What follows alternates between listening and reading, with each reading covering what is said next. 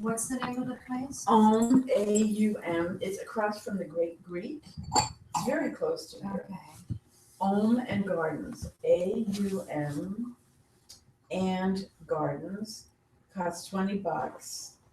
And you also feel phenomenal. He says it's the equivalent of an acupuncture treatment Okay. because your body floods with chi. 6:30 Tuesday, right? Mm-hmm. We'll let you talk in just a minute. No problem. Okay. I talk enough.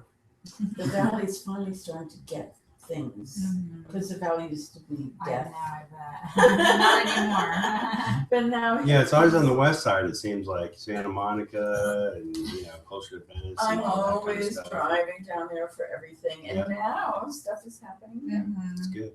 Mhm.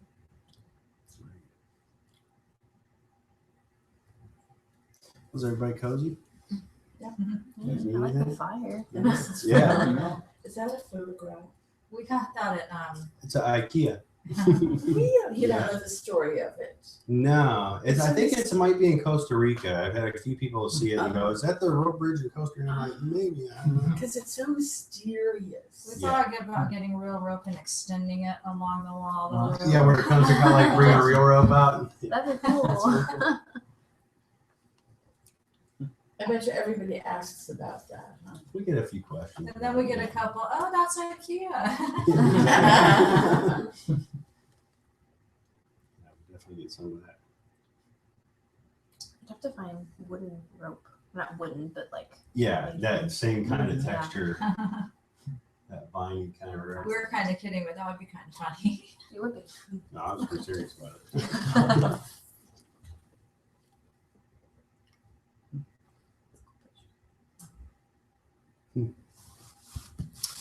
Well, we'll sit here for a few minutes and get my little spiel together here.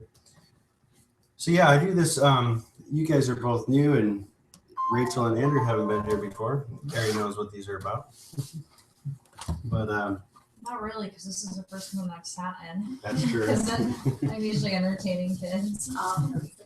Well, I'll give my spiel then. All right. No, you don't have to. I've heard the spiel. No, well, I'll give the edited spiel. Okay. So yeah, I grew up in a very spiritual home. I grew up in a Christian home and Nazarene, and we, really from an early age, I felt a connection with the Holy Spirit. I felt the realness of it. When I was about 8, I had a real encounter with the Holy Spirit and really just felt, this need to go to the altar and confess my sin and accept Christ. And I did that. And it was a very intense experience. I really felt it at 8. Like I knew what it meant on a lot of levels internally, I knew what it meant. But there was a lot of questions, in my head, and I was hyperactive and on Ritalin. So I had all that confusion to deal with. But over the years, I stuck to that path, very tried and true. And when I was about 17, there were some things that happened that really made me question the church, made me question just the honesty and integrity of some of the people there. And a lot of stones were being turned over, and a lot of things were, scampering away out of that. And to me, I had to do what was right for me and really just seek out what was wrong with all the other things that I was told were wrong.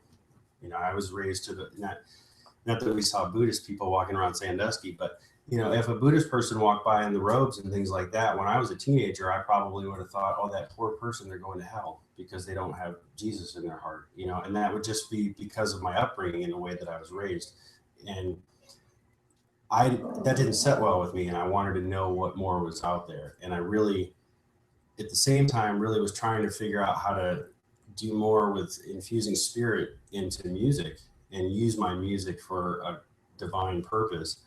But I was angry, and I was going through all these, other things, and, playing angry, heavy metal music and doing that stuff. And it got to a point where eventually I just kind of had to break free of everything that I was in my hometown, pack up, move out here, and everything really started to open up from there.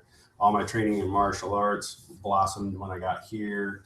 All the other things that had, enhanced my spirit, even though I was seeking and questioning all these things, really started to come together.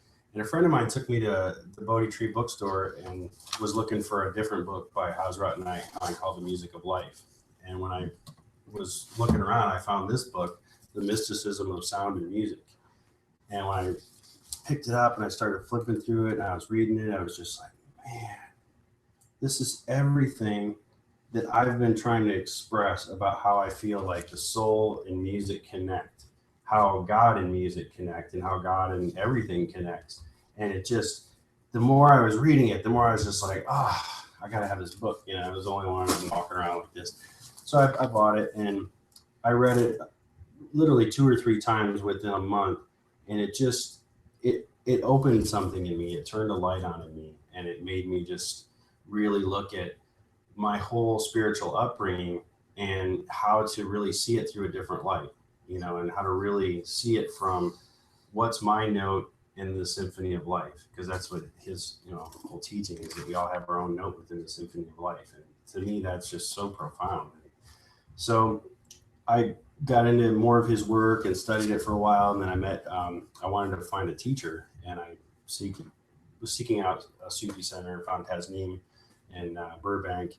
And I started going to classes with her. And I think maybe 5 or 6 months after I started with her, I got initiated as a Sufi. And yeah, it's been just this unfolding of more understanding of how everything comes together. And the more I dive in, the more it makes me just see everything so much clearer. It's just been such a beautiful path for me.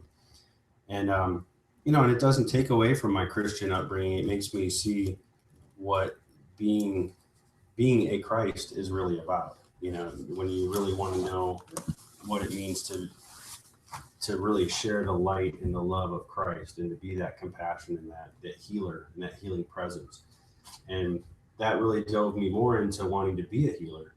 And so I joined the healing order probably 8 years ago. And then The Sufi healing order? Yeah, the Sufi healing order. Which one? The North American Sufi healing order that Debbie's the head of. And so yeah, I begged her for about 4 years to train me and to try to figure out how I could make it to a retreat or whatever I needed to do to make it happen. And eventually she said, I'm going to do this beta training, you're going to be my beta tester for my new training project. So I trained with her for about 1.5 years, and then she initiated me as a healing conductor. And then I started this class last August. So, is that Razak? I didn't see it. No. Somebody is with a help. It may be for us, maybe not. All right.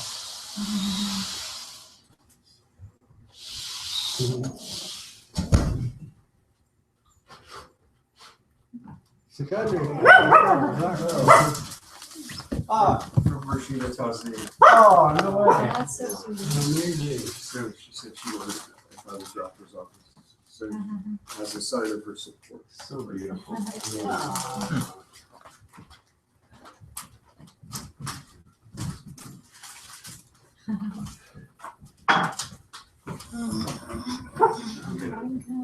Have to put these in the. What kind of flowers are those?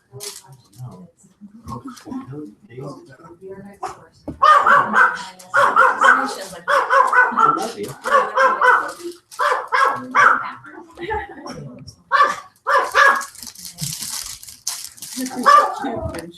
This is who sent these over. It's my teacher. Oh, okay. I love that picture. She's out in the garden. I love that picture. I printed out of her because she's out in the garden. Oh, yeah. That's right. I know. That's a beautiful picture.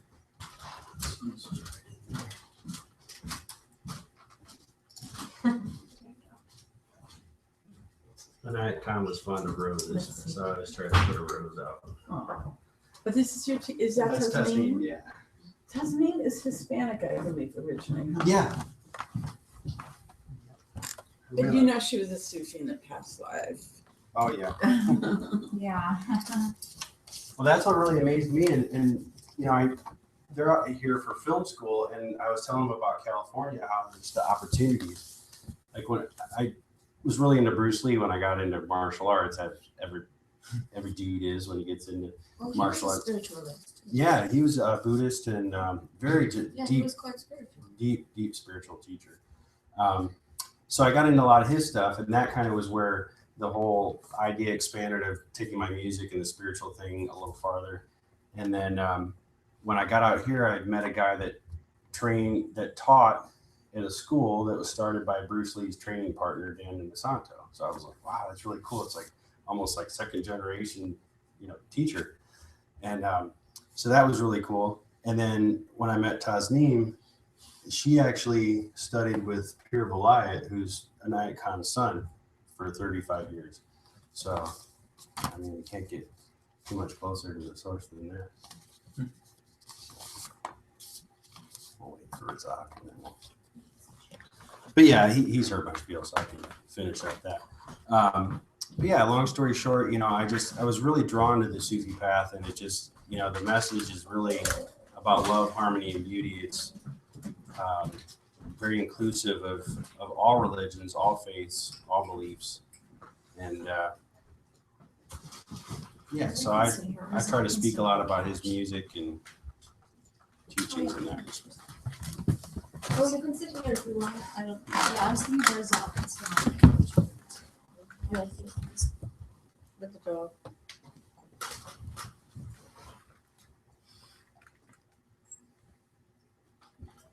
Are you comfortable over there? I'm comfortable except I have to do that.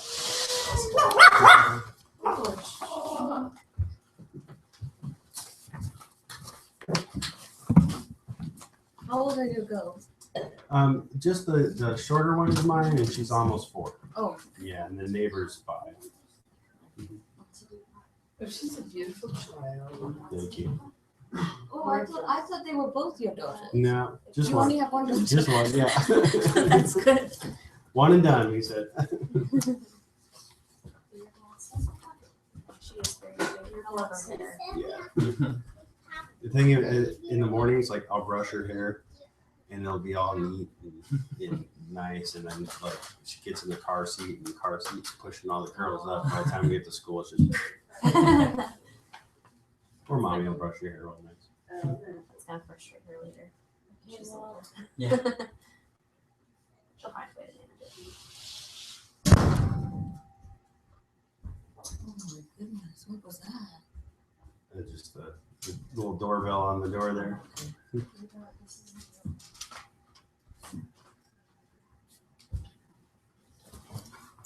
And this couch is good leather, huh? Yeah. We got here. Is this Craigslist? Yeah. Yeah. Oh, what a deal you got. Yeah, this was really a really expensive couch, and this guy was just moving out of his place, and he was like down to the last couple of days, and he's like, I'm just desperate to get rid of it. Probably thousands of dollars originally. Yeah.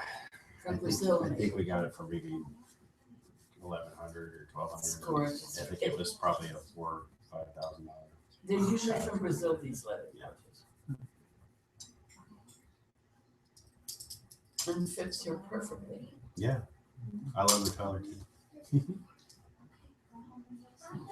I'm probably gonna have to do a shopping on Craigslist for me. Yeah. Get a place. I'll teach you all the skills. Yeah. Yes. I got the Craigslist skills. I've been selling and buying. Nope, that's for you. And you've got Sandusky on which country here, so. Sandusky is about one step from an Irish country, so If that's your point, that's pretty much the only. that's what I tell people out here. You ever seen Tommy Boy? That place. Except that wasn't really Sandusky.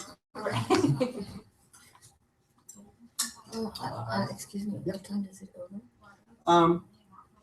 I usually get done talking about 8, and then we do a little jam session if there's anybody who wants to Oh, jam. okay, 8. What time is it now? It's about 20 after 7. Okay, thanks a lot. But the jam session, is it like singing classical or? No, we just kind of, sometimes I'll do, I'll have like a chant or mantra that we'll work on. Oh, okay. Sometimes it'll You be just You give notes to people? Yeah, if it's something that we're all gonna do together, sometimes it'll just be a little jam session where, Oh, I see. you know, we just all kind of play music and kind of try to bring a little spirit out.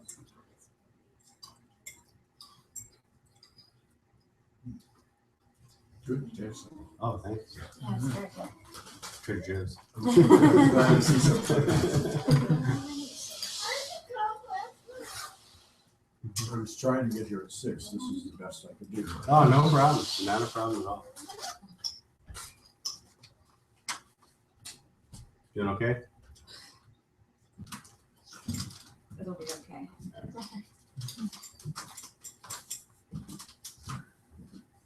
All right.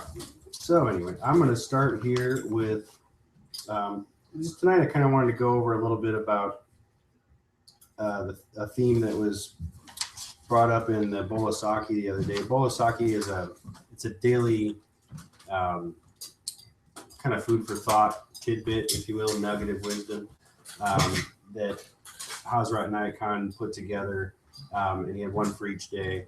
And we get it in an email, and the email has commentary and some things in there that really pick apart what the meaning of it is. So a few weeks ago, on the 14th, this particular one came up. Man is the picture of the reflection of his imagination. He is as large or as small as he thinks himself. And that really in itself says a lot. Man is the picture of the reflection of his imagination. He is as large or as small as he thinks himself. So a lot of times you definitely in a lot of the secret and a lot of the positive thinking and, you know, power of positive thinking, we hear a lot of, yeah, we hear a lot of that kind of stuff about using imagination. And definitely is, you know, the whole idea of as large or small as you think yourself are is how far you're going to go. But this idea of imagination I wanted to explore a little bit, because when it comes to healing work, imagination is something that's really extremely important when it comes to esoteric healing and, you know, a lot of the type of work that I'm starting to get involved in. And so, yeah, I wanted to kind of talk about music tonight a little bit, but talk a little bit more about healing and a little bit about this particular topic of imagination and how it works to mold all that. So I'm just going to say real quick before I get started, I start the Sufi invocation. It's just a little prayer that we do at the beginning of our gatherings. And I know Razak knows it. If anyone else knows, you're welcome to chime in. Otherwise, you can just listen and enjoy. So, towards the one, the perfection of love, harmony, and beauty, the only being, united with all the illuminated souls who form the embodiment of the Master, the Spirit of guidance. So I'd like to just give a quick thought to Tasneem, and thanks for the beautiful flowers. And she's actually in, I think, Madison, Wisconsin? Minneapolis. I get the two mixed up. She's actually doing a retreat this weekend herself. So my heart definitely goes out to her where she is. So anyway, I'm going to start back here again. Man is the picture of the reflection of his imagination. He is as large or as small as he thinks himself. And here's a little bit that Naikan said about that. All works of art and music and poetry come from imagination, for imagination is the free flow of mind. When the mind is allowed to work by itself and bring out the beauty and harmony it contains. But when it is restricted by a certain principle or rule, then it does not work freely. No one has believed in God, no one has loved God, and no one has reached the presence of God who has not been helped by his imagination. So the first half of that really talks about how poetry and art and anything creative, when it's really from that free-flowing place, there's the harmony and the beauty comes out of that free-flowing of your imagination. And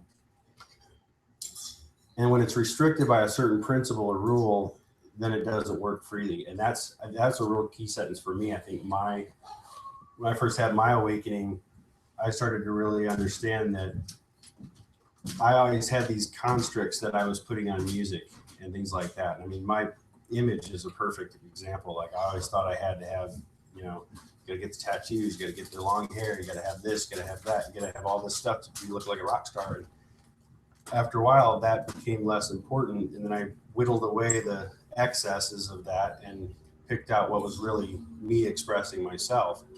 And so I think when you put a certain, you know, any kind of constriction, which is even an idea in your mind, any idea that you have of, you know, this is how something's supposed to be, or this is how a certain thing works, you've constricted it in a way that it's not allowing that freedom of, you know, something more divine or something greater to come through. So, and then that idea, no one has believed in God, no one has loved God, and no one has reached the presence of God who has not been helped by his imagination.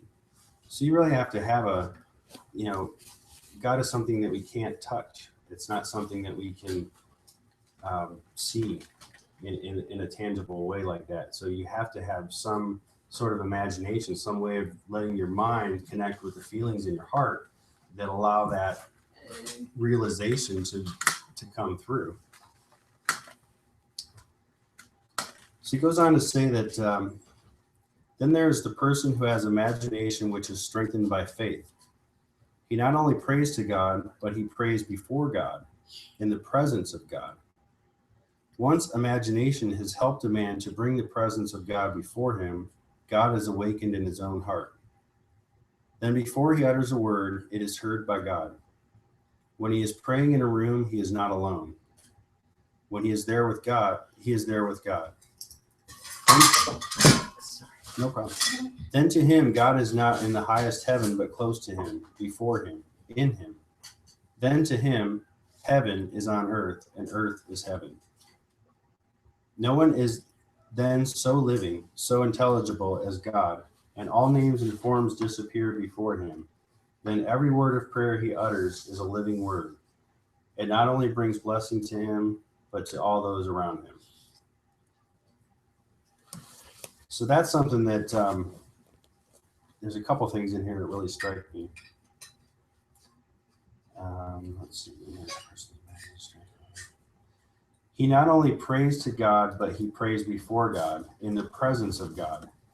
Once imagination has helped a man to bring the presence of God before him, God is awakened in his own heart. And I think that for me, I think that's something that I was missing.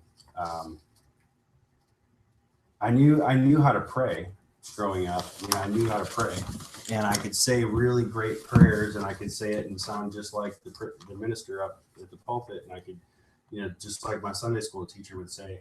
And I read the verses, and I understood a lot of them, memorized a ton of them, but none of it really explained to me the spark that I felt in my heart at 8 when I had to go to the altar. You know, when I felt that calling and that feeling of the Holy Spirit coming in, that feeling of what was in was not being expressed in ways that said look within. It kept saying look without. So to me, this idea of that once your imagination helps you to really bring the presence of God before you. So when you think God is in everything, in him we live, move, and have our being,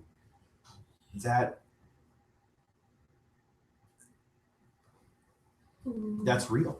It's not just an idea. It's not just a concept. It's not just a, you know, something that we strive to reach in the next world and in the beyond. I think it's when you have that flash of how real God is in your own heart, it's just like, oh yes, I want to feel that every minute. And I want to give that. And I want others to experience it. I want others to know that beauty. And I think for me, I said a lot of vain repetitions over the years, a lot of prayers that were heartfelt, but it was praying from the wrong place. You know, it was praying from here instead of praying from here. And for me, when I finally learned how to pray from the heart and really open up that, man, it just made a huge difference. And then everything that all these mental things that I kept putting up that, you know, this is what I need to be to reach this. And I want this goal to happen, so I got to do this. And I got this to happen, so I do that. All that started to just kind of fall away, you know, and it's taken a lot of years, but kind of still polishing the mirror a little bit. So yeah, that part really struck out to me. And he goes on to say that when one invokes the names of God, one forgets his limitations and expresses his soul with the thought of the unlimited, which brings him to the ideal of limitlessness. This is the secret of life's attainment. And so he said, this is the secret of life's attainment. I better read it again. When one invokes the names of God, one forgets his limitations and impresses his soul with the thought of the unlimited, which brings him to the ideal of limitlessness. So there's a lot in that one sentence, really, but we talk a lot about invoking the names of God, and the names of God are different qualities. So in Sufism, we do a lot of like the chants that we do, like it in Buddhism, they do like Om Mani Padme Hum. They do the different things in that context. The Hindus have their chants that are kind of in that context, and with the Sufis, you know, most of the sound healing that we do, most of the sound work that we do, most of the work that we do with sound in general is done kind of focused around wazif, and wazif is basically just another expression of the names, and the names are all different qualities of God. So when we say, how like, many are there in 99. Oh. And I don't know them all. I know a few of them, and I get them mixed up a lot too. I'm still trying to learn a lot, but there's definitely phrases that we do in the healing order a lot. We do Ya Shafi and Ya Kafi a lot. When you say Ya is basically like, just like you say Yahweh or Yahovah. or hallelujah? Right. Means Yeah. praise be to God. Exactly. And it's inviting that.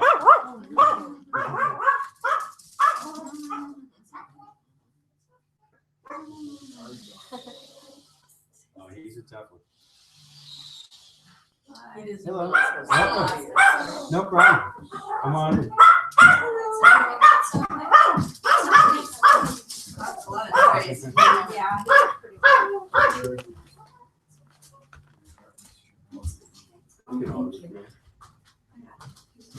Hi, I'm Leslie. Hi. Welcome. There's food in there. There's coffee. Make yourself at home.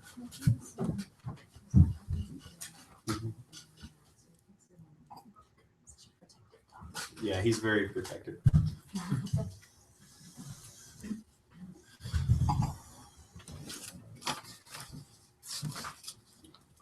Welcome. Thank you. Hi.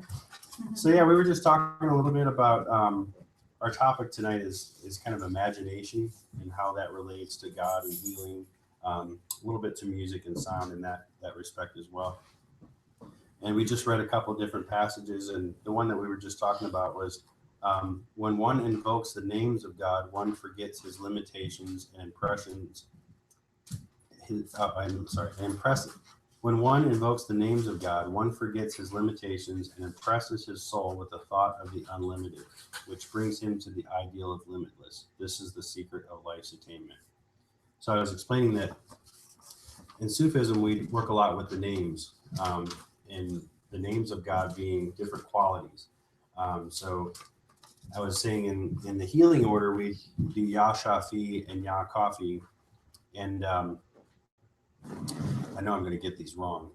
They're not going to be exactly correct because I always have to look at it, reference it. But Ya Shafi is basically the divine healer.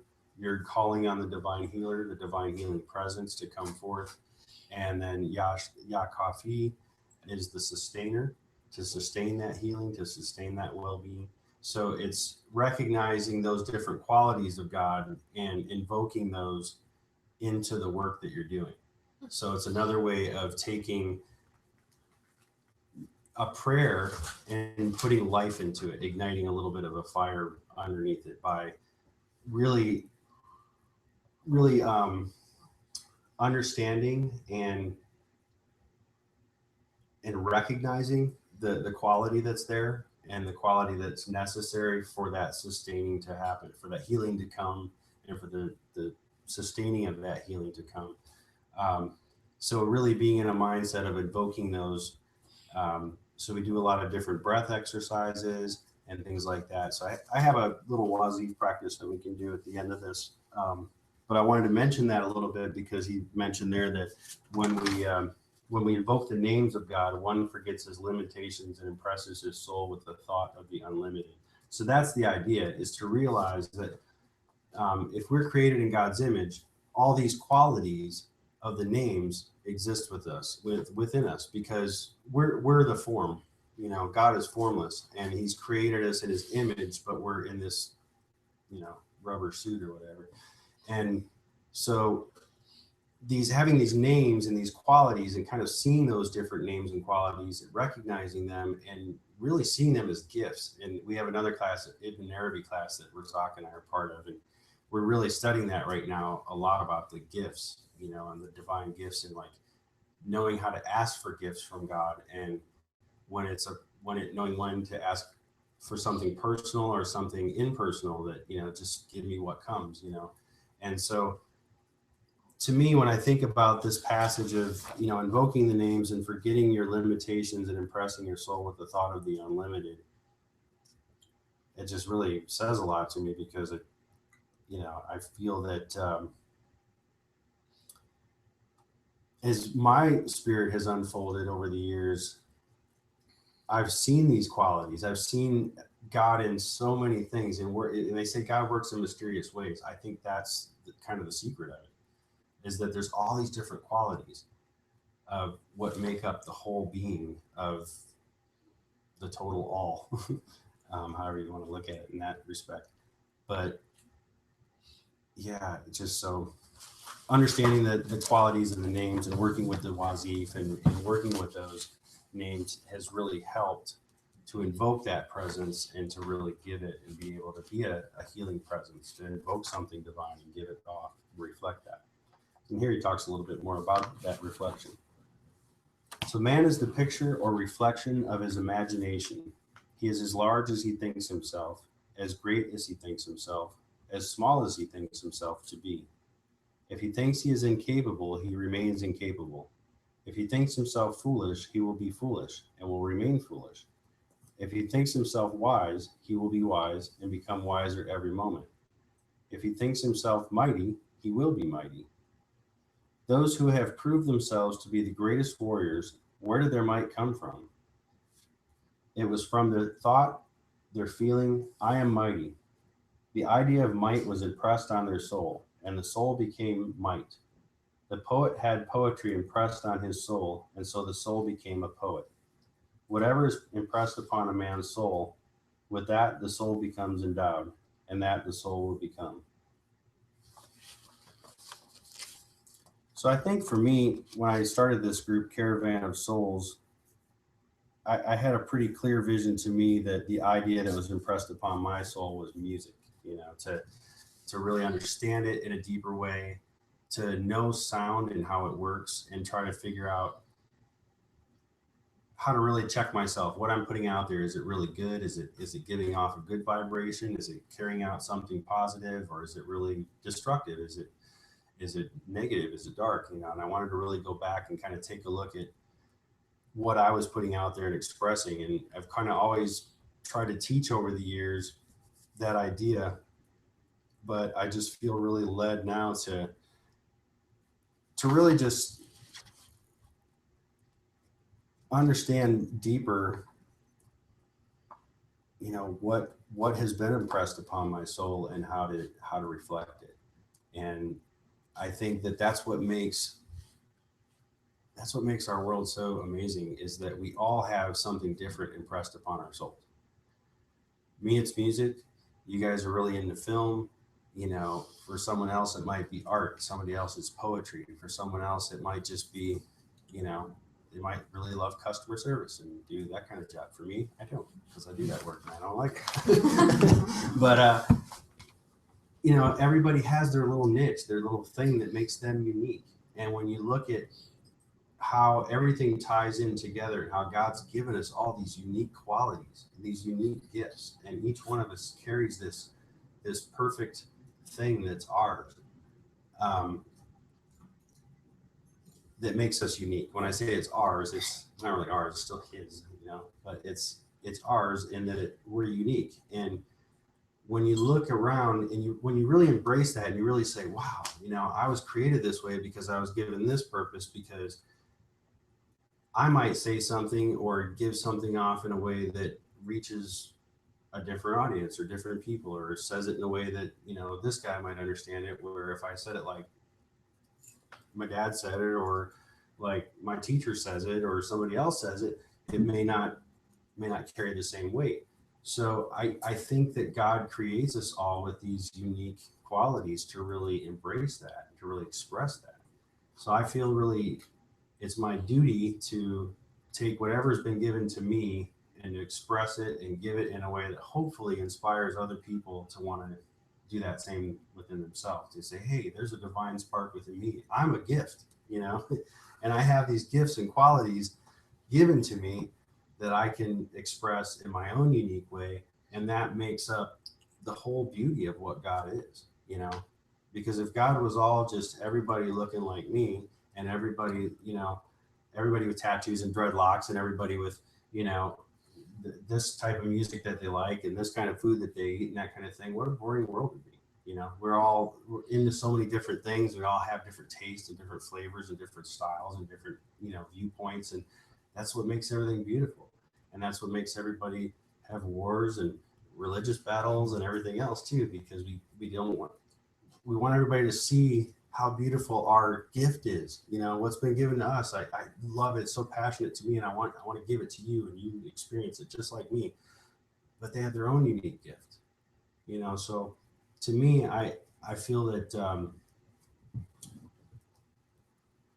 understanding that just the different qualities and uniqueness of gifts that we're given helps us to see those gifts in others, and helps us to really embrace humanity more, and to see each other as a bigger part of the whole. You know, I'm just a simple note in the symphony, you know, and that's what drew me to this path in the first place, because Hazrat Knight Khan says, you know, we are all our own note within the symphony of life.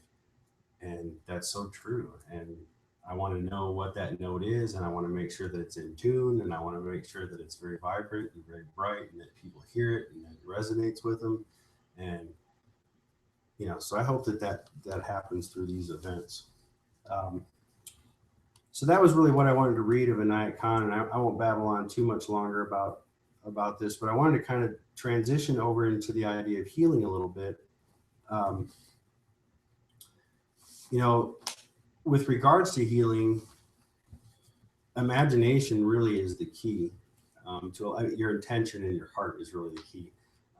Belief, and really believing in God, believing that you're bringing a divine presence through you that can heal and can be a healing presence to others. And that's really been the task for me these last couple of years in my training. And as I move forward, I want to continue to be that, and to channel a divine presence and try to really give that and be that light for someone.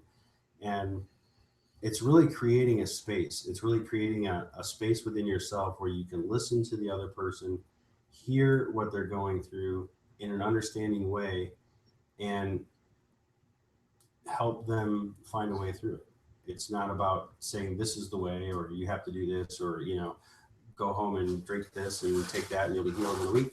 It's not like that. It has to unfold. Healing has to happen with each individual. And when I think of myself as a healer or an aspiring healer, I think of myself much more as a tuner, like an instrument tuner, you know, and I have to make sure that I'm in tune and that I resonate in a way that I can help other hearts and other souls to be in tune and aligned, and help them find their own method of tuning themselves and getting back in tune. So with regards to healing, imagination is extremely important. So when he says, man is the picture of the reflection of his imagination, he is as large or as small as he thinks himself. So if you think about, I'm sure you can think of times that I can think of many times that things have been fine. I've had a great day. My mood's good. My energy level's great. And I have one little bit of bad news or one little snippet of something that just changes my mood. And then the next thing you know, a couple hours later, no energy, everything's negative. Just, that's it. One little thing, just switch that, and change that whole energy. And, that's really the mind. That shows you how the power of the mind really affects the body, because you can physically make yourself ill in the course of a few hours just by changing your thinking. And when you think about it in terms of, I've definitely put myself in a little funk, it works the other way too. If you're in a situation where you want to find healing, or you need healing to come to you, you have to be open to it. But you have to have that visualization and that imagination. You have to have that idea and that concept of God is working through me and working in me. And if I have the power to heal myself, it's not because of me. It's not by my might, So that's where using the imagination and invoking that healing presence, really seeing God in your heart, really, when we say Christ living in our heart, having that healing presence in your heart that shines through and comes through and radiates out through your body and heals it. And that can happen, and it does happen. And so I think kind of one of the things that I just wanted to impress a little bit tonight was, when we think of imagination, we think of like,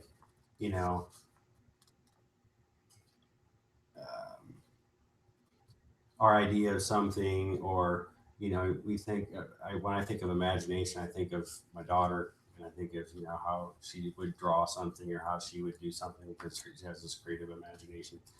And that's kind of as far as we take it with that word. It doesn't really go any farther for us than those couple little ideals that we have about what imagination means. But really using a visual concept and a mental attachment, stepping into more healing terminology, getting into the domain of the mind and clearing out what's in that domain, and then stepping into the domain of the heart and clearing out what's in that domain. Because there's all these different layers of what we have in our junk and our stuff that's going on, all the different things that we need to heal, might reside in a different layer, a different area. And so having the ability to imagine those areas and to really visualize and to really see those kinds of things. Like, I've had this stomach issue for years. I've had all kinds of tests, and they haven't really found anything wrong with me. I've changed my diet a ton, became vegetarian last year, and it's better. But I know in my heart that it's something emotional, because it resides in that center, in that area, and it's always emotionally triggered and things like that. So I've been going through this process of trying to really create a space to be open to whatever comes up from that.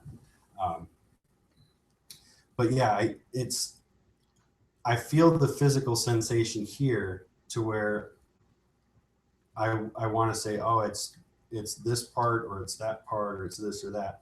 But in the end, it's always something emotionally triggered. So all those different the mind-body connection and all that kind of thing. Imagination is just such a really powerful tool when it comes to healing. When it comes to sound healing, and this is really kind of, I guess, a little bit more my specialty, it's really understanding what the frequencies are and where they correspond to. Like I mentioned before, I have the F bowl, and F is a note that corresponds with the heart chakra. So using the F bowl really gets the heart vibrating, the chest area vibrating, really gets you feeling this expansive and this openness. And if you really go into the sound and really just breathe with it and breathe the sound in and out, eventually you'll just feel this expanding opening of the heart. So it's working with a lot of the different frequencies and things like that, but you have to have the visual component too. And so what I've done in a couple of the different sound healing events that I've done is what we get a person to lay down in the middle of the floor, and then everybody will kind of be in a circle around them like this, and we'll play. Basically, they'll tell us that they have an intention. You know, I want to clear this block in my life, or I want to bring more healing power into my life, more of this or more of that. And so they explain that to the group. They hold that intention in their mind and their heart, and we all hold that intention for them as well. So we all focus on I want to try to help bring more of this to them. They want more. They want this block to go away, and I want to help bring this block away. So bring me something that'll help bring that to them. And so everybody gets around in a circle, person's on the floor, and we just grab any kind of instrument. There's no rhyme or reason to it. Tuning forks, drums, didgeridoos, you know, the washboard, anything, you know. And what everybody's just kind of called to do, you do. Whatever sound comes forth, comes forth. Sometimes it sounds like chaos. Sometimes it sounds really beautiful and really just like, it's like a journey. It's really crazy how it goes. But we did one of these about maybe 5-6 months ago at a friend's studio, and we probably had about 10 or 12 of us. And the experience for each one was just so unique and so different, you know, but it really takes that imagination. It really takes that using the mind to support the sound and the vibration to bring about that healing within the body. The visual part of it's really important. So I just wanted to kind of mention a little bit about imagination and a few of the things that Mershid said about that. Anybody, any comments or thoughts or?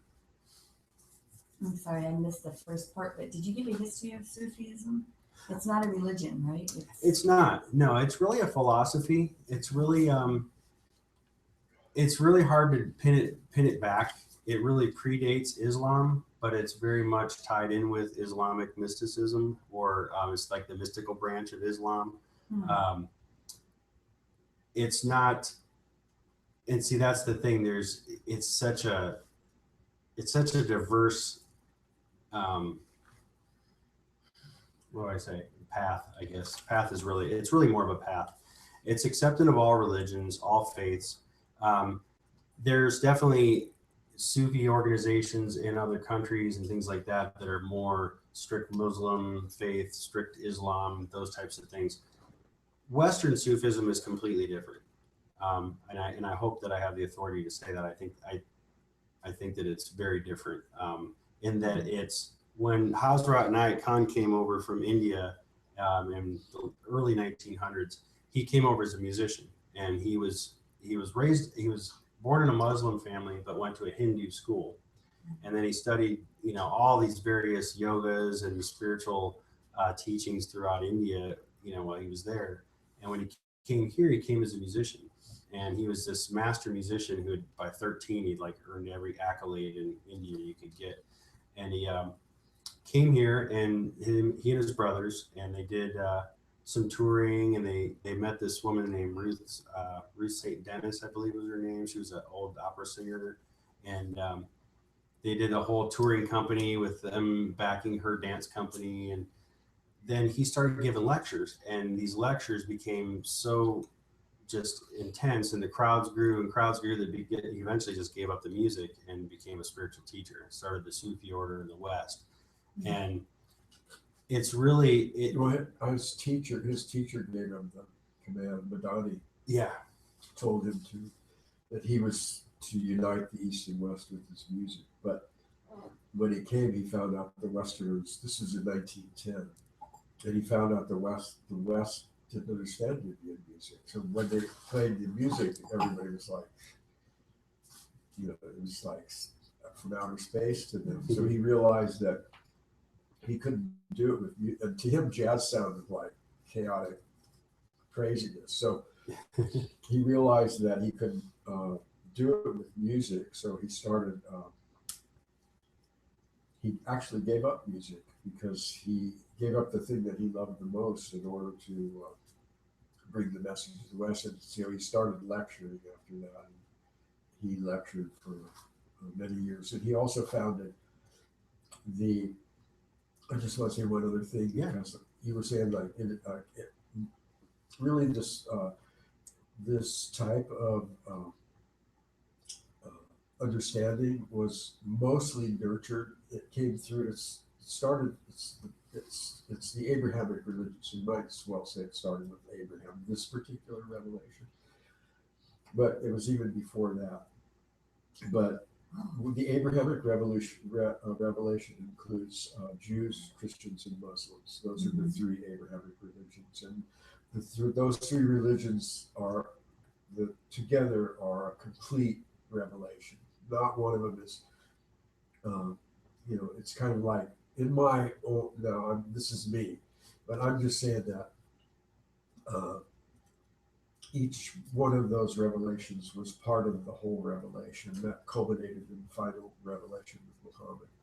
But so Sufism was nurtured within Islam, and all of the great Sufi saints and all that came up through the Islamic lines. But when Hazrat Nat Khan came to the United States, he realized that most of the people are to the West, because he started in Europe in Paris, which is where his home was, and the Netherlands. But after he moved from India, but he realized that he had that most people were Christians that he talked to. So he brought in, like when you read his lectures, he's always giving Bible quotes. He's always talking about the Bible, because that was what he knew people could resonate with. But he founded a church called Church of All.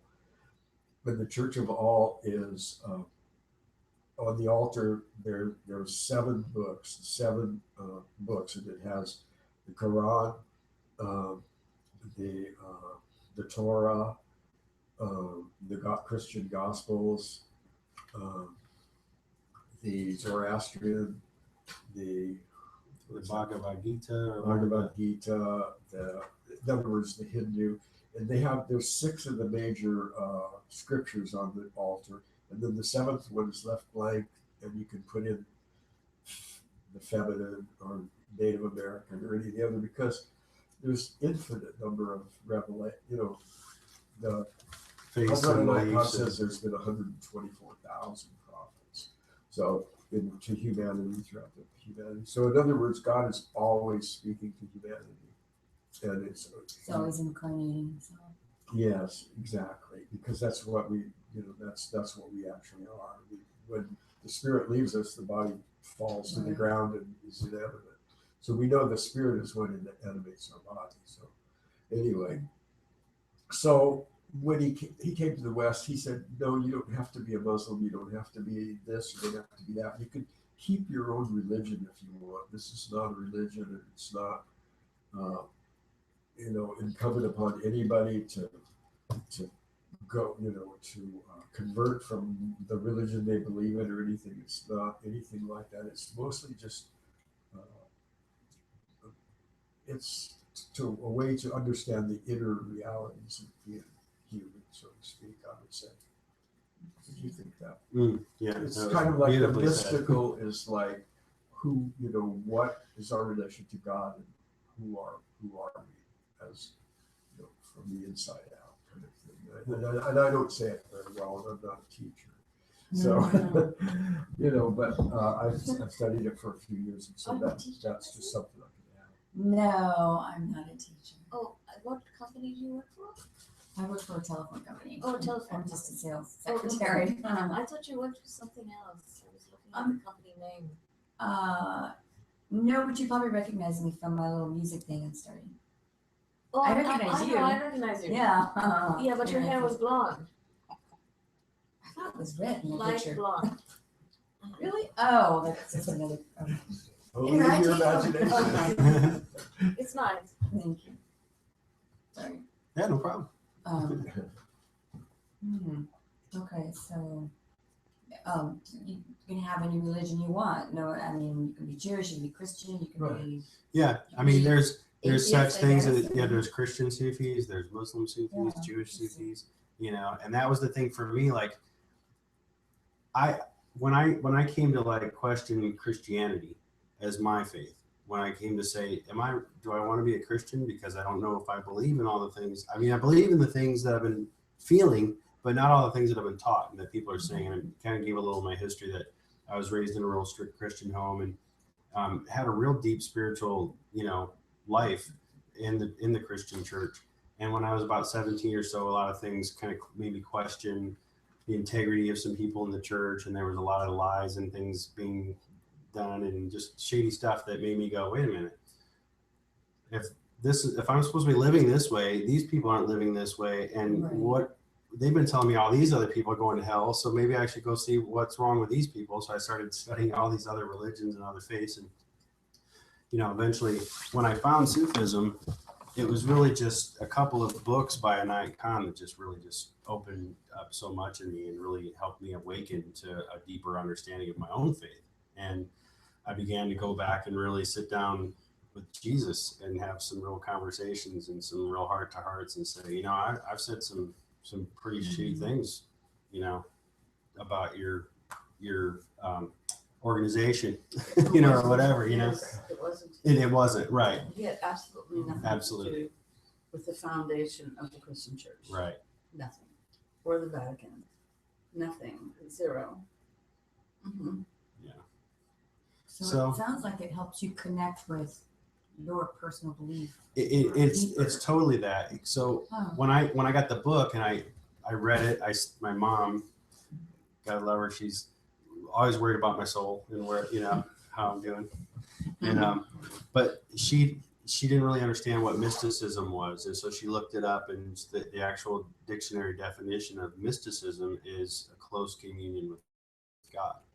So that's just says it perfectly, because it's really about finding some way to realize that God is within us, that not somewhere distant or not somewhere afar, that he's in everything and moving through everything and in part of everything.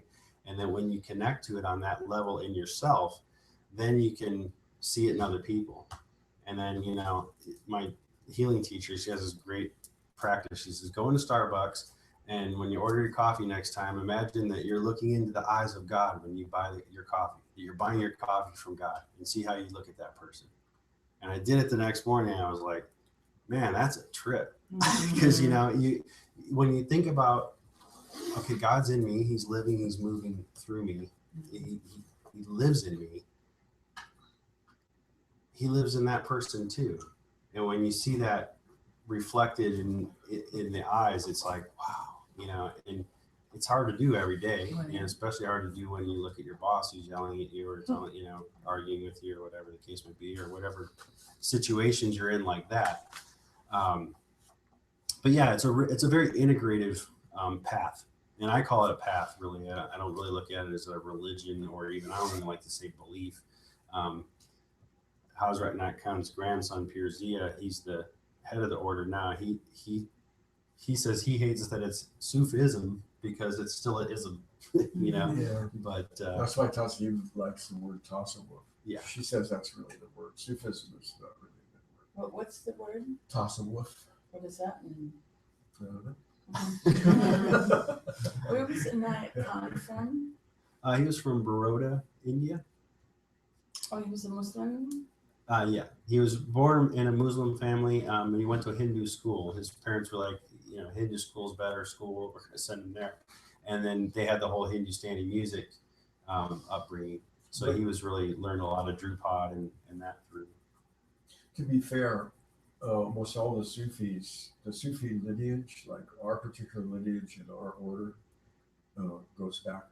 It starts Allah, which is God, then Gabriel, Angel Gabriel, which gave the revelation to Muhammad. Then we start at Muhammad.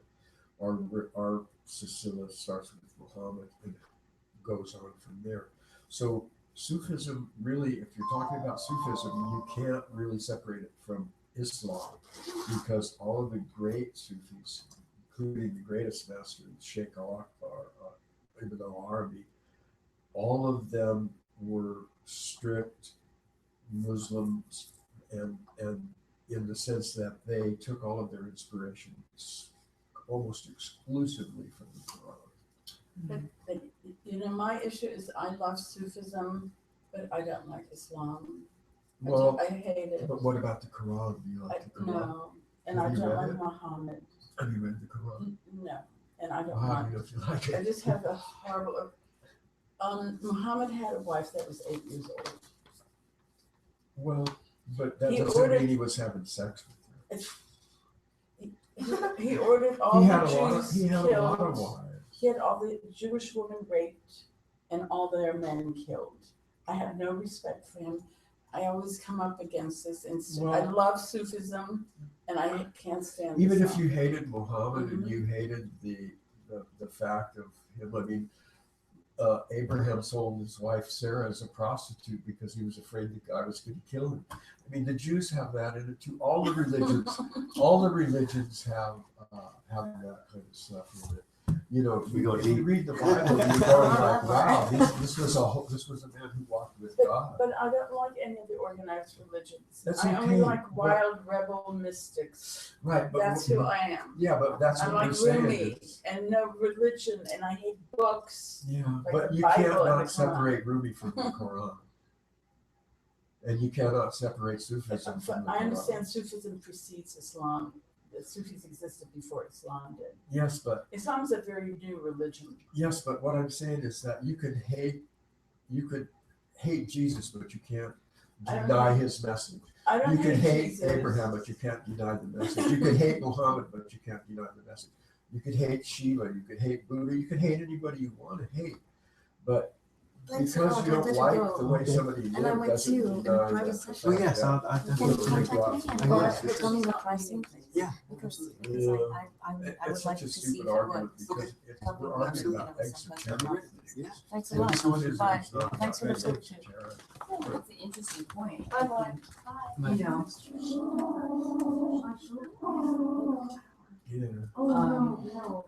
you know, because we're a human incarnation, and part of that is going to involve our struggle as a human, our ego, Right. you know, you know, and the sexes have their different ego issues, but a man's ego is to dominate, is to rule, Male and female energies. right? And then you have that struggle, and I think that's part of our human condition is trying to make sense of all that, and it doesn't make any sense, really. We're part animal, part And I think better that- than and I animal. think It's that's very what confusing. Yeah, I think that's what it is. Like at the best, we're spiritual, and at the lowest, we're animal. Exactly, and the We're- truth is somewhere in between there. We're I a guess. we're a continuum. It's like one line.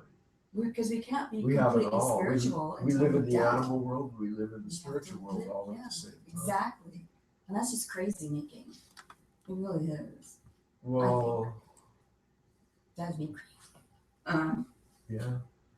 Yeah, you know, I just to speak real quick to what you said, I have to be really honest. I'm very ignorant with Islam and Muhammad. I don't know much about him. I've got a book over there as one of many that are about the prophets, and I've read that, and it's given me a little bit of an inkling of the story, but not much. When I first discovered Inayat Khan and then Sufism, I had no idea that there was any Islam ever even part of that. Right. Probably Me for a either. year or two, Me you know, either. I'm reading these books and I'm like having just this major awakening, and I'm just everything's unfolding and opening up, and then it's like I'm sitting in band practice one day, and Kate comes in and she goes, so what do you think about the whole Islamic connection with Sufism? And I was like, Islamic connection? What are you talking about? And then it was just like, huh? What? That's not part of this. And then I got real That's defensive right. about it. Because the you way know? Hazrat Khan brought it to the West, he didn't stress any of that. He he would give allegiance to Hindu things, he would give allegiance to Christian things, and to Muslim things, to Buddhist things. He was all inclusive, and that was what was so beautiful about him. That's what made him really a transitional figure, because I mean, you know, to be totally inclusive of everybody and say, we don't, you know, everybody's welcome. It's all one thing. We're just, all it is trying to explain whatever you believe in. It will try to, you know, help you to understand whatever it is you are feeling, think, you know, how you're experiencing reality, basically. In other words, it's a way of experiencing reality. I think it's a way of experiencing our present reality at every moment that is a better, you know, it shows, it's a path, it shows ways of connecting, I guess. I guess that's what I'm trying to say. It shows the ways to different ways to connect. And like you were saying with the intention, that's a simple thing to keep in mind of just your intention. Like when you're doing something, what is your intention? It seems so simple, but yeah. Yeah, I mean, to try to What an think about incredibly what your deep effect intention it has is. when you Like put what- that little thought into Like, what is my intention in talking? It almost got to fight with this obviously lovely lady, and you know, about something that is probably, maybe you have something really bad, a bad experience about Islam or something. I don't want to take that away from I you. just don't like any organized religion. I'm allergic to all of them. I hate them. Yeah, I don't like, or I The don't think that- rigidity and the narrow-mindedness. I agree, but see, I just want that's to the be exoteric. mystical. Yeah, that's Mhm. the exoteric. You're a bit. If you want to be mystical, that's the interior. It doesn't. And the other part, the religious part, is the exoteric part. That could really be beautiful too. You know? But you have to think of it as a metaphor. That's the only way I can swallow it. I can't think of any organized religion literally. Well, like, I have to look for the message behind like when we the do crucifixion of Jesus. I'm like, what a horrible thing. yeah, So what's the message behind that? You know? yeah. Well, I think, you know, if you want to know, you can find out. Yeah. But it's And gonna. it's just an example. And there's another thing too, what you were talking about, imagination, that made me think of something. Every person, I bet you, has their own imagination of whatever they think God is. I bet you everybody has, it's like in the Quran, it says everyone has their own religion. That's what Buddhists say. That's in the Quran too. Buddhists said that there's many versions of God as there are people. Yeah, and That's nice. that's what Muhammad said too. He Because we said all have everybody. our own idea. Right. Because we all have our own journeys and we We're all all come trying from to different. connect. And that's the imagination, you know, like when you can imagine God, then God becomes alive before you. If I can imagine that that God is surrounded, that's in me and through me, and you know, like you said, that quote from the Bible, in whom we live and breathe and move. Yeah.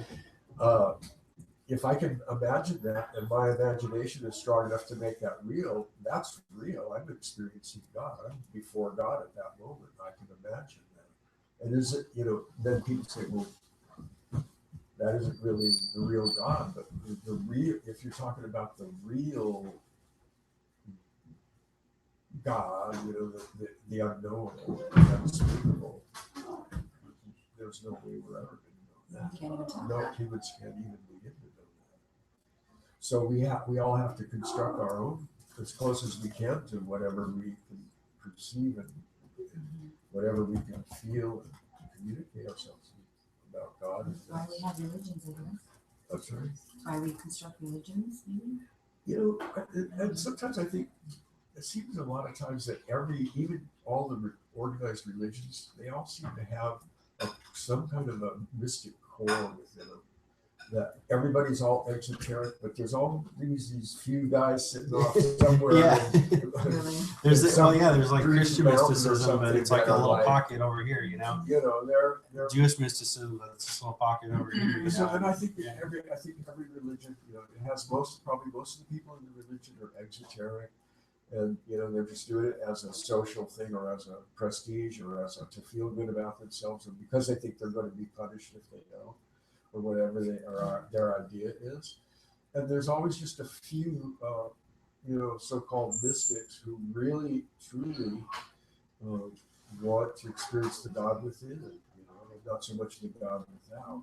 I mean, God is within us, and God is outside of us and inside of us. So, I mean, if they want to, if that's as far as they want to go. But for me, it was always like, I wanted to understand the inside, because that was always the part I was so mysterious, what's going on? Why, what are these feelings? What is this? What are these experiences, And especially if you start having theophatic experiences where, you're meditating, you really think you feel God, or you feel like you're communicating with God, or maybe God is speaking to you, like one of our prayers. Hearing your voice constantly comes from within. God's voice constantly comes from within. It's still voice from within. And so we have our own guidance within us, you might say, but it's not always hard to, it's not always easy to hear it. I like that quote from Anayakan too, where he says that we're closer to God than the fishes are to the sea. Than the fishes, we're closer to God than the fishes are to the sea. Yeah. It's like they live in the sea. They're in it. So we are God. Muhammad said we're close. I mean, we're not God, but Right. But Muhammad said God is closer to us than our children are made.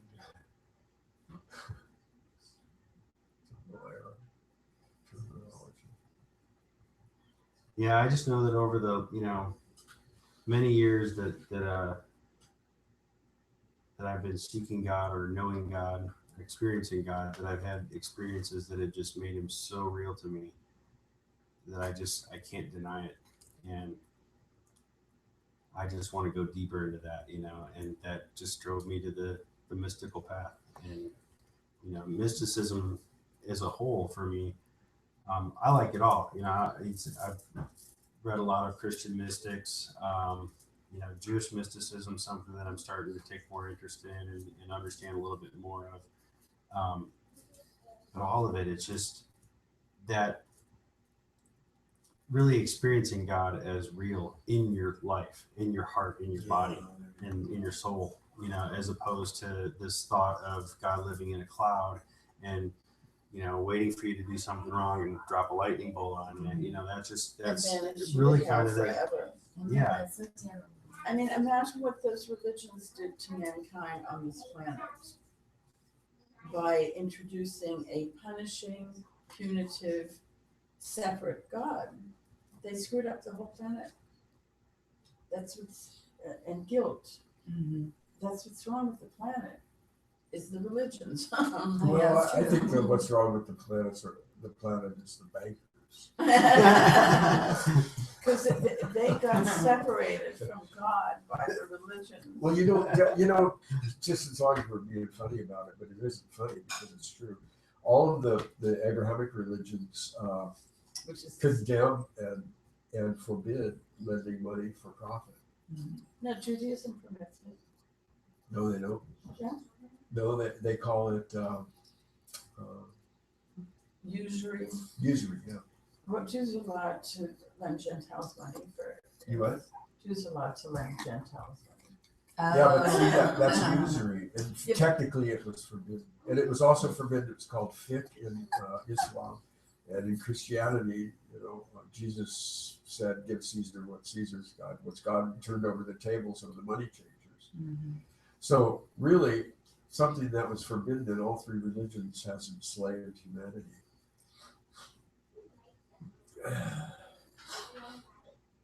That's true.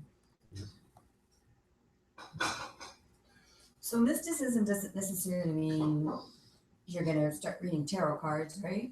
No, see, because there's mystical. I mean, you can't. There are people who. I mean, let me just say this: what I think is that if whatever you use is okay. There's nothing forbidden. It's just that it has to do with, how you understand it and what it is, how you work it. Well, Like I Bible know doesn't people like it who so much. use tarot cards and they use it in a very mystical way. I mean, I have those people. You don't like tarot cards. I used to. And what? Well, I had kind of a bad experience. I was in an organization that I felt was too dark, so I left. And you know, typically someone, I suppose, in my situation would went to church and become a devout Christian and just trying to find my way back to something a little bit lighter. So I did do, and it's the power of it is kind of frightening if you don't really know what you're doing. And I don't. I don't know where that comes from when you're just putting cards on the table and you look at someone and you tell them something about themselves, you have no way of knowing. Yeah. Where does that come from? You know, I think it's, I was with the I Ching for about, Taoism, That's the when I same was kind real of young thing. in my 20s for about 10 years or more. And that was the same thing. And basically what I came to realize with the stocks and all the manipulation and all that, really, it's just, it's like throwing a coin or something. All it is it's a representation of that moment in time. So that was the way it happened. So Synchronicity. yeah, so if these stocks were something that happened in that particular moment, then they were representative of that moment. Now, if I could look at that and read something out of what that representation was, and I think that's what the tarots are. When you're laying the cards, it's in the moment, and then where the real skill comes in is interpretation. If you can get meaning out of reading that particular representation, you can. And if you can't, you can't. There are probably all levels of it. But that's the way I think of that. I think of like if I put this glass and moved it there, you know, somebody could probably say, oh wow, okay, the angles of that glass mean this, that, blah blah blah. That. And so in that moment, this was happening. I guess it's all intention. Yeah. That's what it comes down to. And it's what you wanna learn. I think too. You know, if you want to learn to read cards, yeah. If you want to learn astrology or anything, it's all about. I mean, it's all reality. It's all one thing. You know, it's not any. I mean, it's multiplicity, but on the outside, but reality on the inside. I mean, unity on the inside. As long as it's not manipulation, I just hate that feeling that I'm being manipulated in some way. You know, and all organizations kind of tend to make you feel that way. They were just paranoid. See, with Sufism, I've experienced that for sure. yeah, Yeah. me too. And you know, when I left the Christian church for a long time, and then I got in a Christian rock band and played a bunch of churches and things like that. And it was, you know, I try to come back to it with, okay, now I've rectified my relationship with Jesus through my Sufi lineage. I understand more the fullness and richness of what it's like to try to live a life like Christ. And I want to give that and I want to live that. So I'm going to go into this Christian church with that attitude and everything's going to be cool. And then there was a lot of the same, not always, but a lot of the same kinds of things came at me. You know, how can you be a believer with long hair and tattoos? Really? It's 2013. Are we really going through this or whatever year it was? So I mean, you have that. And I think that there's always going to be, and we would go into churches too, and we'd be there to do a ministry and perform. And there would be, almost every place we went, one guy that would always come back and tell us all how we needed Jesus and tell us all how we needed this and we needed that. And it's like, wait a minute, you guys hired us to come in and preach to your, you know, congregation, and why would you do that if you don't think that we're capable of doing that, you know? And so there's a lot of that going around too, I think. And yeah, I mean, it's just, you can run into that everywhere, you know. And we've been to a lot of interfaith, you know, Sufi, getting into Sufism got me into a lot of interfaith gatherings, and those things are a trip because everybody's there to, like, you know, bond as, you know, I'll bring all our faiths together. It's interfaith, you know, and then everybody comes together and you see this just one or two people that come with complete love and openness and compassion, and 5 people sitting there that are just like, I'm not doing that chant because I ain't chanting to that God. And I ain't doing that prayer because I ain't praying to that dude. And it's like, well, we're not asking you to pray to any other God. We're just asking, let's join each other in all of our prayers so that we can unite together in that experience, and do something beautiful. But at the same time, there's people that are just, no, I'm not doing I know where they go. And exactly. They might just stay home. The essence of universal peace. There's people who won't say the word Allah because they think it's Islamic and they think that it's a different God. I've actually heard people say, "I don't pray to that God."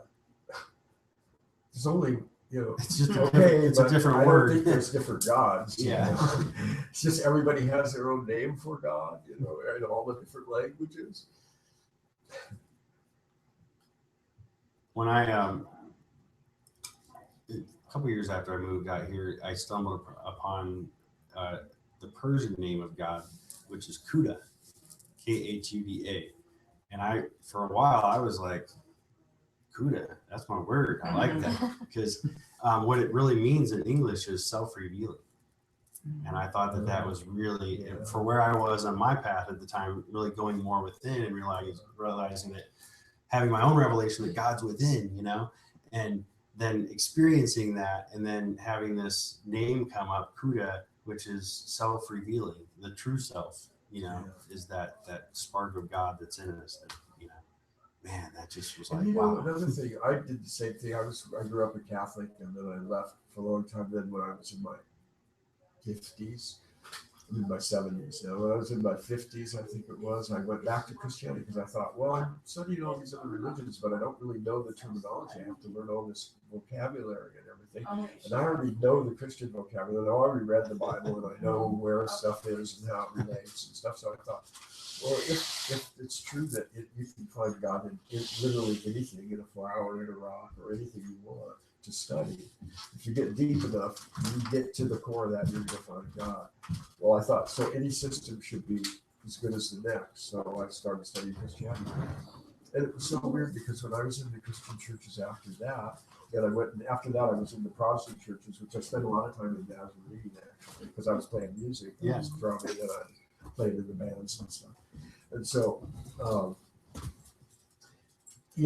I would tell Christians, well, God is within us. And they would go, what? And I'd say, well, Jesus said God is within you. That I and the Father are one, God is within me, and whom we live and breathe and have our being. And that Jesus very specifically in more than one case said, God is within you, know yourself and you know your Lord. And they would think that was heretical. Yeah. God isn't in you. You're not God. There's nothing in you but sin. They would say stuff like that and go like, oh, okay, how did this get backwards?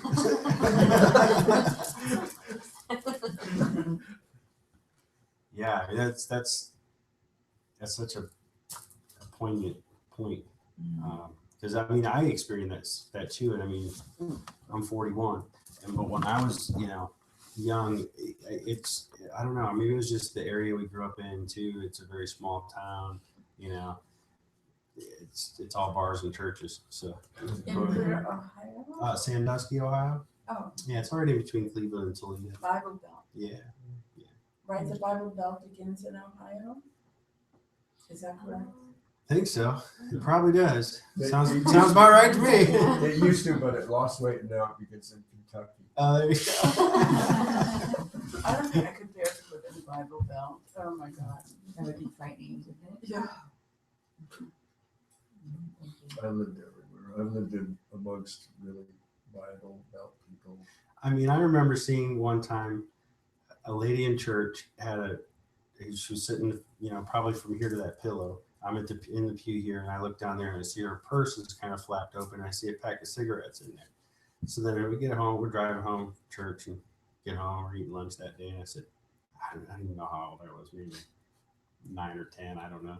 And I said, Mom, did you know that Mrs. So-and-so is going to hell?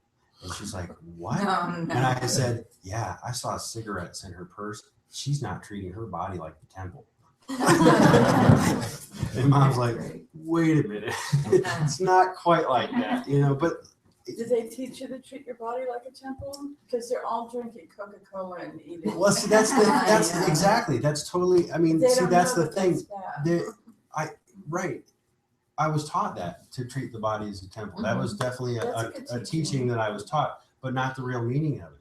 You know. Those people drink Coca-Cola and. Now I treat my body as a temple, you know, because I know that that lives in me, and that, you know, if God's gonna walk around in this, I got to clean it up a little bit. But they don't know that all that stuff, how horrible it is. Right. They don't know. In Ohio, right? No, I worked for Pepsi actually for quite a few years, and let me tell you something about the soda. Sandusky, Ohio, was at one point the largest selling Pepsi city in America, and it's a small Per town. capita. Yeah. And I remember my boss, he was consistently the top sales guy in the state, like year after year, because it was just Is that why people Dad love loves their Pepsi? Pepsi. Yeah. Headquarters, it's headquartered there? I don't know if they're headquartered there, but yeah, it's just intertwined with so many. There's an amusement park there, Cedar Point, and so Pepsi is Cedar Point is Pepsi products. So I think that has a lot to do with Pepsi's, you know, huge breadth there within that area. But yeah, when I broke a case open inside a truck that was sitting out behind a building, one of the stores, and then I came back a month later and saw, you know, some of this corrosion that it had taken off of the side of the truck. I was like, yes, I might stop drinking that. You were drinking it.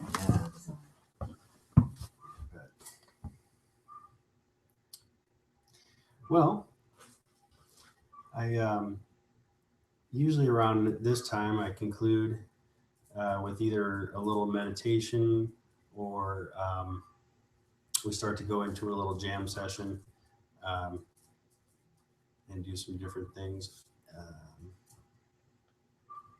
I think what I'd like to do in place of that is read a couple brief little quotes from the guy on. This is actually the only book, one of only 3 books that Hazrat Knight Khan wrote himself. The other 14 books that are out are all lectures that he did that were transcribed into book form. But there's a couple really good nuggets in here that I think really kind of tie in everything that we've just talked about. And then we'll say a little closing prayer and have some more food. And if you guys want to play any instruments, we can do that. But there was one, where's this one? I quoted this a few weeks ago, but yes. I consider myself second to none, since I have realized in myself the one alone.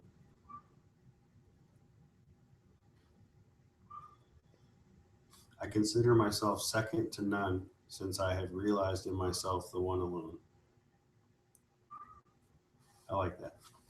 Yeah. Say it again. I consider myself second to none, since I have realized in myself the one alone. That reminds me of Layla and Majnun, where Majnun comes and knocks at Layla's door, and she says, "Who's there?" And he says, "Majnun." She says, "Go. There's no room for Majnun in here. Go away."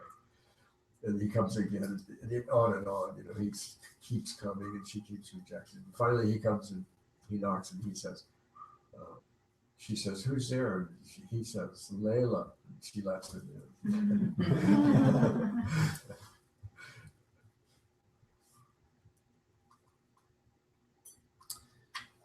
Let's see.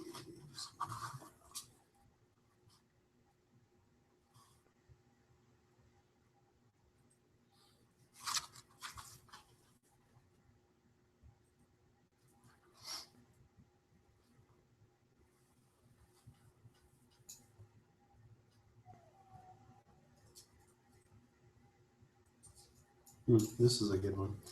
To be alone by oneself is like being with a friend whose company will last forever.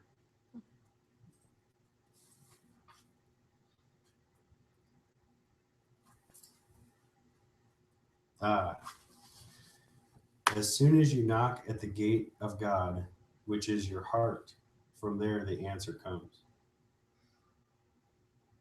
As soon as you knock at the gate of God, which is your heart, from there the answer comes.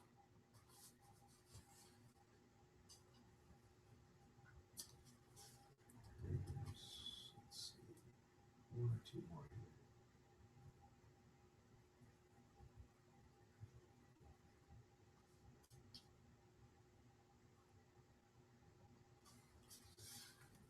Another apt one. Put your trust in God for support and see his hidden hand working through all sources.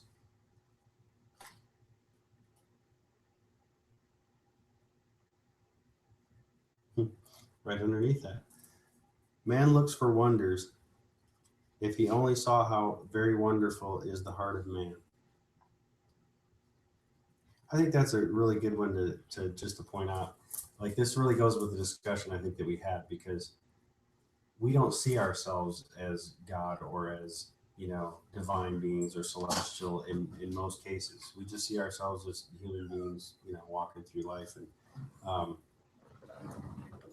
we don't see and express our wonder enough, And I think that that's what I was trying to point out earlier, is that we all have our own unique gifts, and that we all have our own unique thing that makes up the whole totality of the beauty of God, And so when he says, man looks for wonders, if only he saw how very wonderful is the heart of man.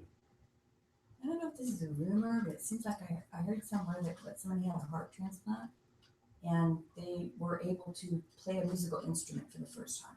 Oh, wow. From this other, having received this other.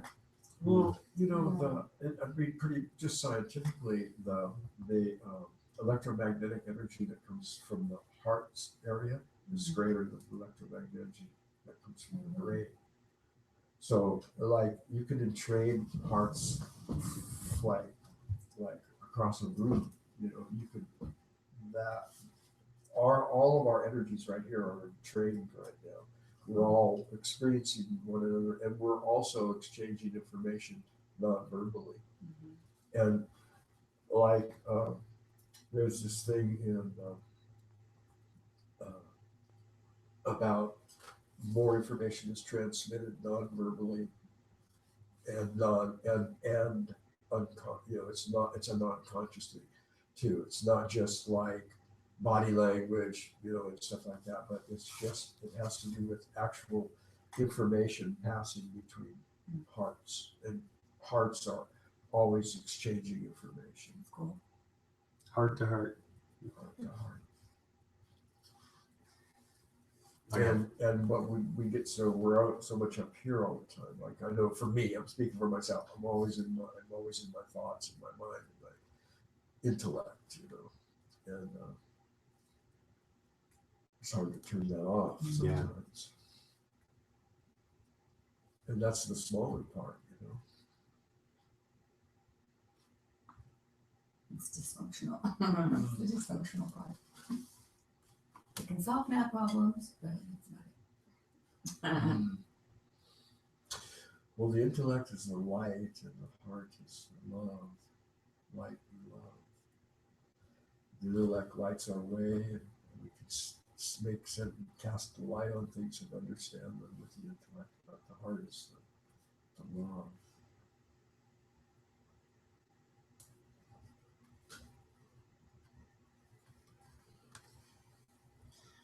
I got one last one here that I think is probably the most appropriate for what we just talked about.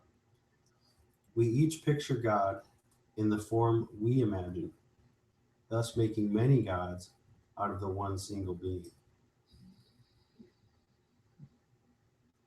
So perfect. We each picture God in the form we imagine, thus making many gods out of the one single being. So that's a really interesting idea, because everyone has their own image, their own idea of God. Everybody has their own way, and there's no way that, even if you study the same thing and you're in the same Bible study, same Sufi group, same Buddhist monastery, you're still going to have a different, slightly variation of image of what God is from your own heart, based on the person next to you. And so that is where the separation begins, because we don't always see God in everything. We have our own image, our own imagination of God. And when you can break through that, as we say, lifting the veils or breaking through the veils, yeah, when you lift that, you see the reality of God, and then you see that it's not all these little imaginations or little ideas of what God is. It's this one big, huge, all-encompassing, or this big entity of, love and light, like you said, and how all those gifts and those different names manifest into our reality as who we are and how we can bring those forth. So, well, I want to thank everybody for coming, and Thank you for having us. yeah. And Faith No More is a band, by the way. I do have faith. Hey, I thought appropriate shirt for the evening. I remember that band. I went and saw them last night. That was what? I went and saw them last night. You So did? they're doing their first album in 18 years. I know, because I'm thinking like, wow, they're from way back. Yeah, they had a hit like in the late 80s, early 90s. Which band? Faith No More. Oh. Yeah, they had a couple of good hits back in the Yeah. day. How did they sound? They were really good. I was really impressed. After 18 years. Yeah, I mean, their singer, he's probably been in like 20 different bands over the years. He's got all these side projects, and he comes out with one band it's all in Italian, and it's got an Italian orchestra, and it's like all jazzy stuff and lounge music. What's his name? Mike Patton. Yeah, he does all kinds of stuff. And then another thing's all like video game music and screaming vocals over top of that. And then he's got Faith No More as like his rock band, and he just does all kinds of stuff. But he was amazing. I was very impressed.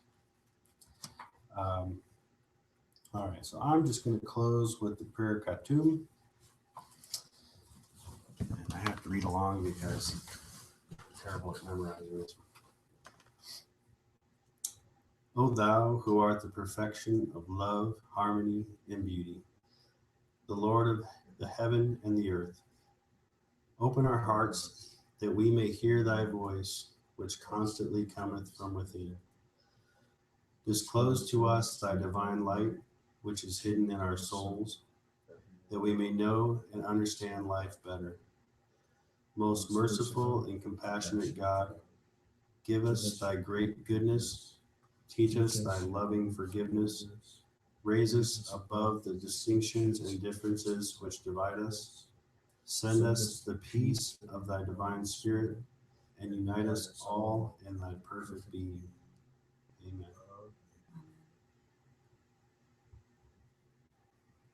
Who wants cake? No, I'm just kidding. Yeah, she does. Pepper's like, yeah, did you say cake? You say cake, I say woof. So yeah, I do this once a month. Usually it's like the third week of the month. The last couple months it's been moved back a week, but it'll change up. But I announce that I meet up. I also have a website called Holistic Musician. I have a lot of different blogs, a lot of different teachings and things on there. I have most all of our old past sessions are either on video or the text and everything. All the stuff that I read will be up there if you want to go there and check that out. And yeah, I'll have the schedule up there of new stuff happening. And I'm hoping I'm kind of shooting for July. I'd like to do a healing service here. We have that Moksha festival in July. Yeah. What festival? Moksha, it's that. Liberation. Is that a Sufi thing? No, it's yoga. It's a big yoga thing they have every year. Last year it was. The Staples Center is like a big, huge Yeah, yoga convention. Yeah, last year it was out in the woods. I really liked it. It was someplace in the mountains. I can't remember where. And this time? This time Staples Center. Yeah, I think it's a convention center or Staples. That's Yeah, gonna it's- be different. yeah, it'd be really different. But yeah, I'd like to do a healing service, and with that, what we do is basically compile a list of names of people that need healing or in need of healing, and it's a very short service. It's not a long one. I've not performed one yet myself. I've done it for myself and I've done it as part of my training, but I've not done one since I started this group up. So I'm thinking maybe sometime July, do a healing service. So anybody's interested in that, it's a very transformative Sounds great. little hour-long service. And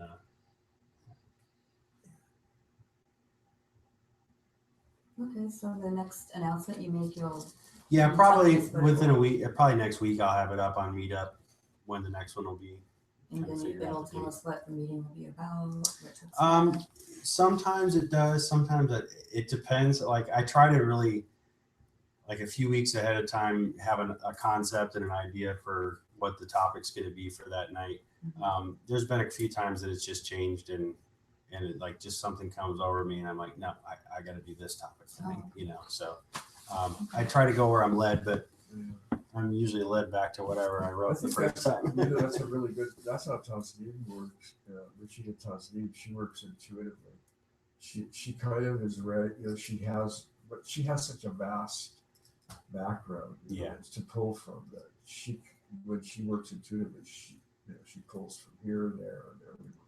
But I think that's good, really, because, you know, that's like kind of like not constraining yourself to a particular rigid. What happens with me is too much of myself comes through if I get my head too much into it. And I want to be a channel. I want to be used. You know, I want a message to come through me. And even though I'm reading something that's written in stone, it's pen to paper, there's so much spirit there. There's so much that can be translated out of that I want to be able to really give that spirit and deliver it in a way that it comes across. So that's a challenge. That's always hard when you're hosting a study group or any kind of thing. You know, when you sit down with the Bible, how do you read a passage and really get the nuggets out of it rather than just reading it as a passage? You know, the same with all the books and things that I've read. I'll take a sentence and I'll go back. Like with Ibn al-Arabi, that class that we do, we're on one chapter about Seth. And we've read the whole chapter twice, and I think we just started it again. And it's probably 12 pages long. And you know, every time you read that book, the whole Phasus, it's different every time. Yeah. And every time every time we go back a third time, we're on the same It's page. like, And it's You just see a something whole new different. Isn't revelation it like comes that out. with all Yeah. the revelations? So you go through anything. You go through the Torah, the Bible, the Quran, the Bhagavad Gita, anything like that. You read it through, you get, it speaks to you in a very personal way. And then, you go on and the next time it'll speak to you about something else. It's really strange how that works. But it's because, I don't know what it's because of, but I know it happens. Yeah. It's because it's alive. I guess that's the proof that something is alive, when it can talk to you and speak to you, In a different A way. living Yeah. word. Yeah. Yeah, when you're actually holding a conversation with the scripture, then it's alive.